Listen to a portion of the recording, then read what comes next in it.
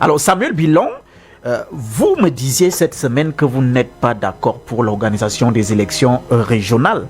Mais je dois rappeler que sur les décrets du président de la République, le chef de l'État est légaliste, on le sait. D'ailleurs, l'article 269 du Code électoral est clair.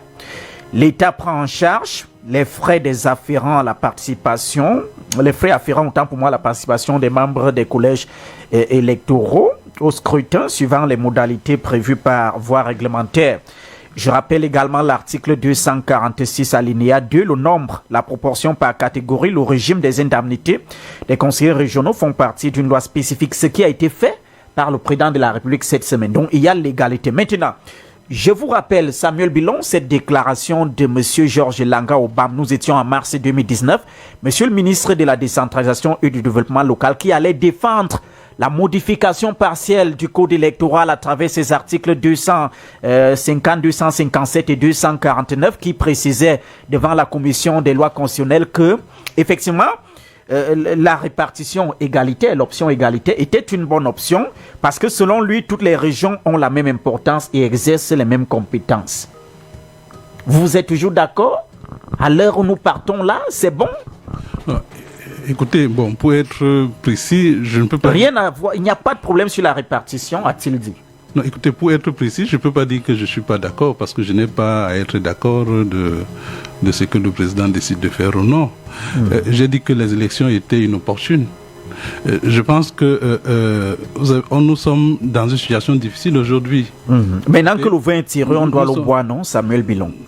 Écoutez, moi je ne pense même pas que le vin soit tiré, comme vous dites. Il n'est pas encore tiré. Non, on n'a pas... On a des tests qui auraient dû être là il y a peut-être 14 ans. Ok, parce que la décentralisation, c'est depuis 96, la Constitution. C'est depuis 96. Donc, on a des tests qui arrivent trop en retard, pour dire le moins. Donc, pour nous, il n'y a rien d'extraordinaire à ce que ces tests soient publiés. Ces tests auraient dû être publiés il y a bien longtemps. Donc, est-ce que ça annonce la convocation du corps électoral? J'ose croire que non.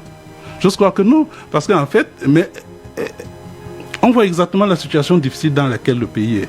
Okay? On n'a pas besoin de faire un dessin. On voit ce qui se passe dans les régions anglophones est extrêmement grave. Okay? Donc, j'ai peur qu'on soit dans une histoire où, entre extrémistes, on soit en train de se répondre.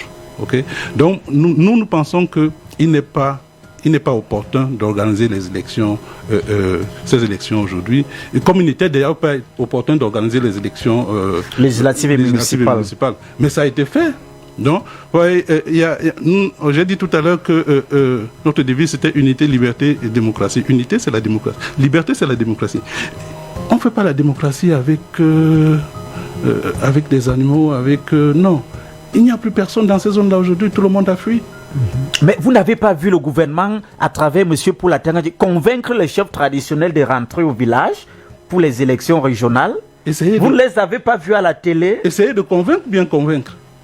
Je sais pas. Les chefs sont rentrés? Et Cameroun Tribune a titré « Les chefs veulent rentrer ». Ils sont rentrés? Ce sont les chefs qui veulent. Ils sont rentrés? Non, je pense qu'il faut, on ne peut pas, si on veut construire véritablement un pays démocratique, on le fait avec les hommes. Ok, nous avons une histoire, quelque chose qui est grave aujourd'hui. Et je crois que au niveau du mouvement réformateur, nous avons eu les 2 derniers bureaux politiques étaient quasiment exclusivement consacrés à la situation dramatique du pays dans les régions anglophones. Donc, nous pensons qu'aujourd'hui, ce qu'on doit faire, c'est d'essayer d'apaiser, c'est d'essayer de ramener la paix dans ces zones. Les textes sont là. Bon. J'espère, nous espérons que le corps électoral ne sera pas convoqué et qu'on va prioriser la pacification dans les zones. Donc c'est un schéma qui est dessiné pour rien selon vous?